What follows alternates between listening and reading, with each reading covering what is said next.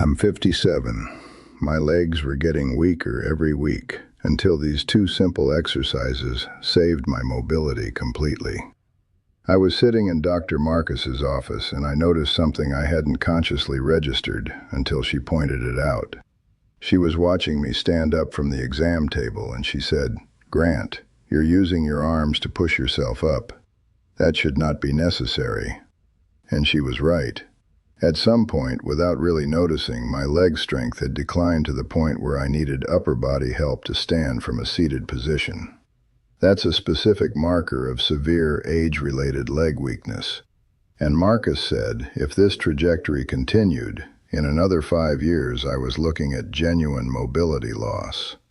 She recommended a very specific 2-exercise protocol, and I want to tell you exactly what that protocol is and why it worked, because it literally saved my ability to move independently. Let me first explain what happens with leg strength as you age, because it's worth understanding before I show you the solution. After 30, men lose about 3 to 5% of their muscle mass per year if they're not doing resistance training. That compounds. At 50, most men have lost about 20 to 30% of their leg muscle mass compared to their 30-year-old selves. At 60, it's often 30 to 40%. This loss is predominantly in the type 2 muscle fibers, the fast twitch fibers responsible for explosive strength and power.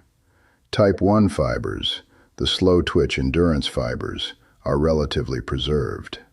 What this means is that as you age, you lose the ability to generate quick, forceful movements. You get weaker at the things that matter most in real life, like standing up quickly, climbing stairs, walking quickly, or catching yourself if you start to fall. Marcus explained that this loss of leg strength is the single biggest predictor of mobility loss and falls in aging men. More than anything else, stronger legs predict whether you're going to remain independent or not. And the good news is that leg strength is entirely responsive to training at any age. The research shows that men in their 70s and 80s can still build significant leg strength if they do appropriate resistance training. So at 57, I was absolutely not too old to reverse this trajectory. I just needed to train correctly. The first exercise Marcus gave me is the wall sit with progressive holds. You position your back against a wall. Your feet are about 12 inches away from the wall. You slide down into a seated position where your hips and knees are at roughly 90 degrees. Now this is the critical part.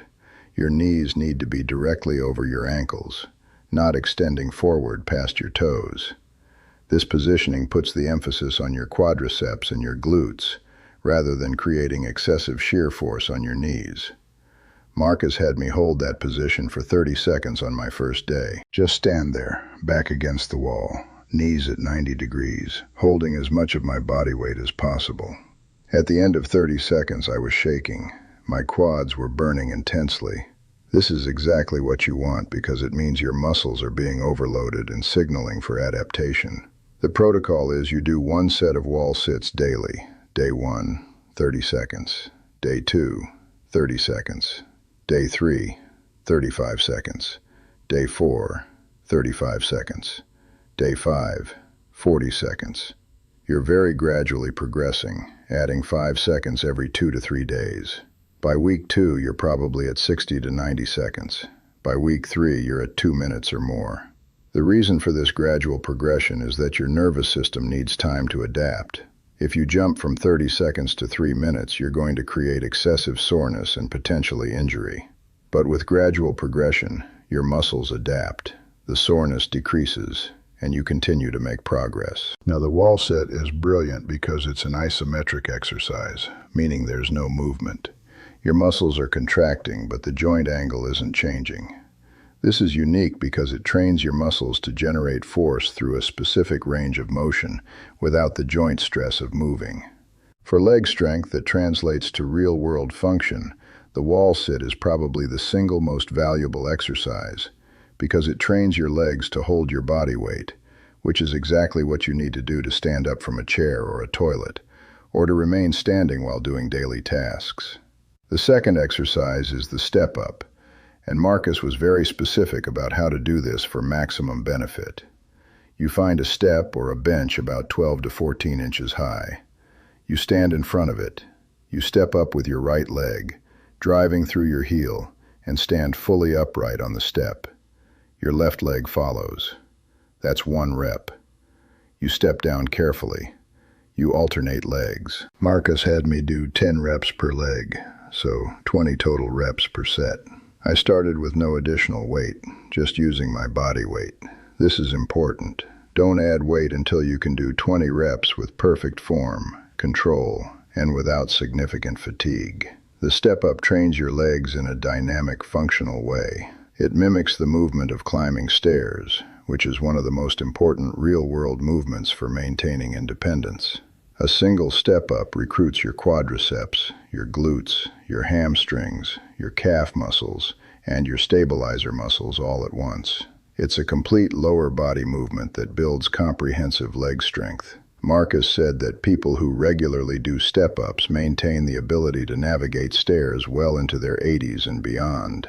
People who don't do step-ups or similar movements often lose the ability to climb stairs by their 70s. The protocol is you do step-ups 3 times per week on non-consecutive days. So Monday, Wednesday, Friday. You do them early in your workout when your nervous system is fresh and can recruit maximum muscle fibers. You do 2 to 3 sets of 10 reps per leg, so that's 20 to 30 reps per leg per session. You rest about 90 seconds between sets. Total time investment is maybe 15 minutes, including the warm-up. Marcus said do this protocol consistently for 8 weeks before you add any weight. Just let your body adapt to the movement pattern. Let your strength build with your body weight alone. After 8 weeks, I could do 3 sets of 10 reps per leg pretty easily. At that point, Marcus said add a dumbbell. Hold 1 dumbbell at your chest, 15 to 20 pounds, and do step-ups. Now it's more challenging. You do another 8 weeks with that weight, then add more weight. This is the key to progressive overload. You're not trying to do some crazy heavy lift. You're trying to gradually increase the demand on your muscles over time. By 6 months, I was doing step-ups with 30-pound dumbbells for 3 sets of 10 reps per leg. By 1 year, I was doing 45 pounds. Now, let me tell you what changed in my actual leg function and my daily life. By week 2 of this protocol, I noticed that I didn't need to use my arms to stand up from a chair anymore.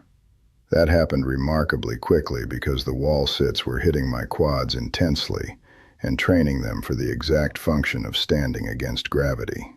By week 4, stairs didn't feel hard anymore. I could climb them quickly and easily.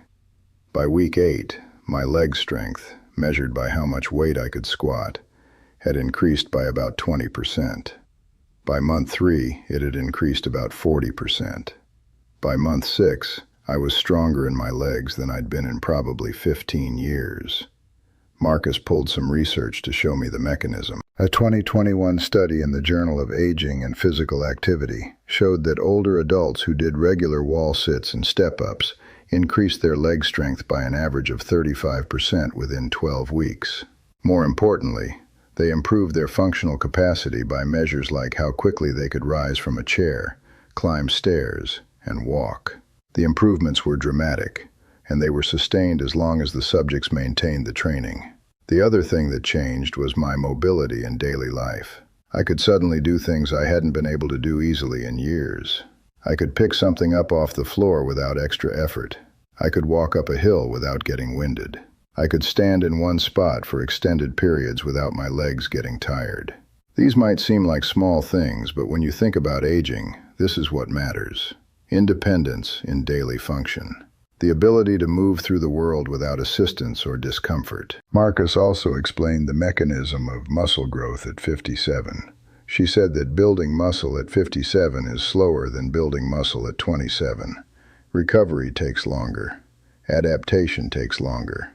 But it still happens. Your body is still responsive to stimulus. The reason most men don't build muscle in their 50s is not because they can't. It's because they're not providing the right stimulus with the right consistency.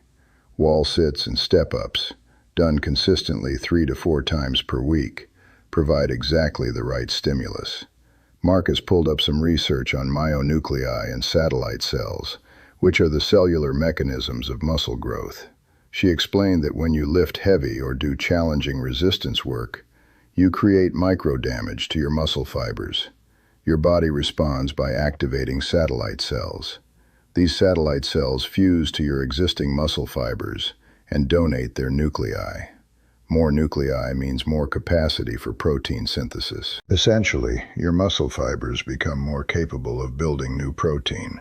This process is slower in a 57-year-old than a 27-year-old, but it absolutely still happens. She said the wall sits and step-ups create sufficient mechanical tension and metabolic stress to activate satellite cells. Over weeks and months, this leads to genuine muscle growth. The key is consistency, because satellite cell activation is a response to repeated stimulus. 1 or 2 workouts won't do it. But consistent stimulus over weeks and months absolutely will build muscle.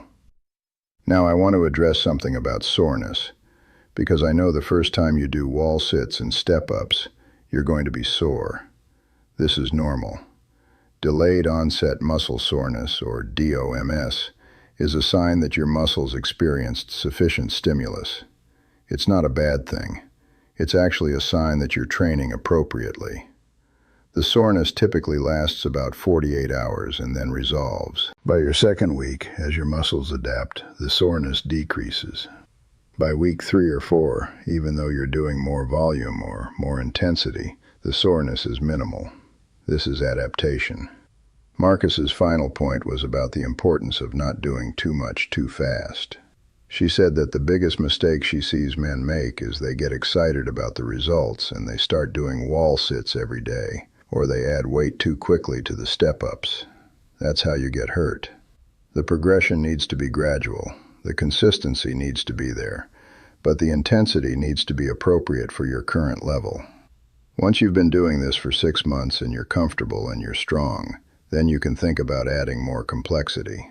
But for the first 6 months, the focus is wall sits 3 to 4 times per week, step-ups 3 times per week, gradual progression, and consistency.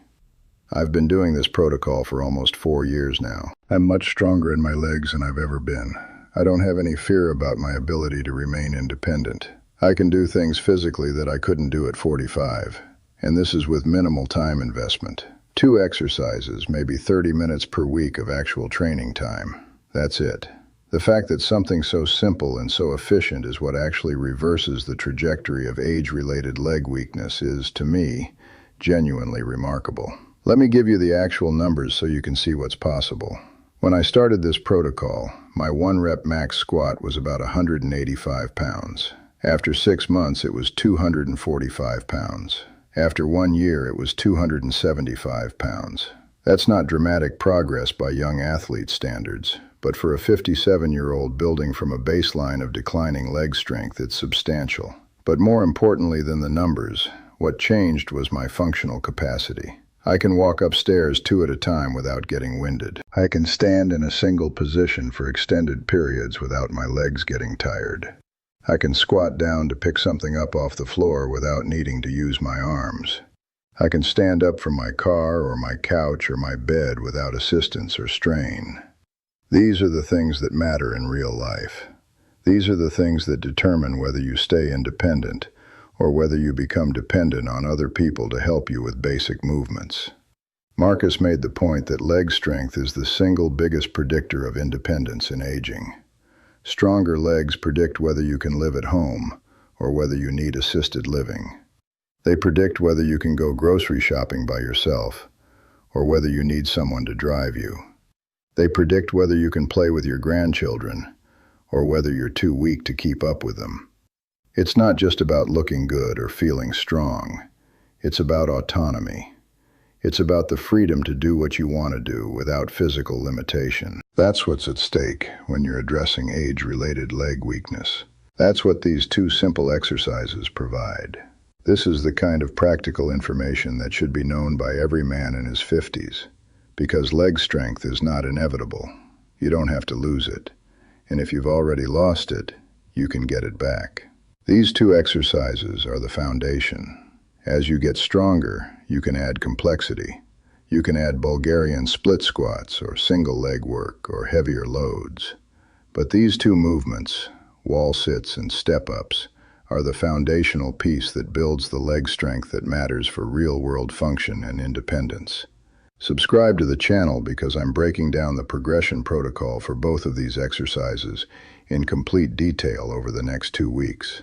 I'm showing you exact form, common mistakes, and how to progress as you get stronger. I'm also addressing the recovery and nutrition piece because your legs can only get stronger if you're sleeping well, eating adequate protein, and managing stress appropriately. That's what I'm covering next. See you in the next video.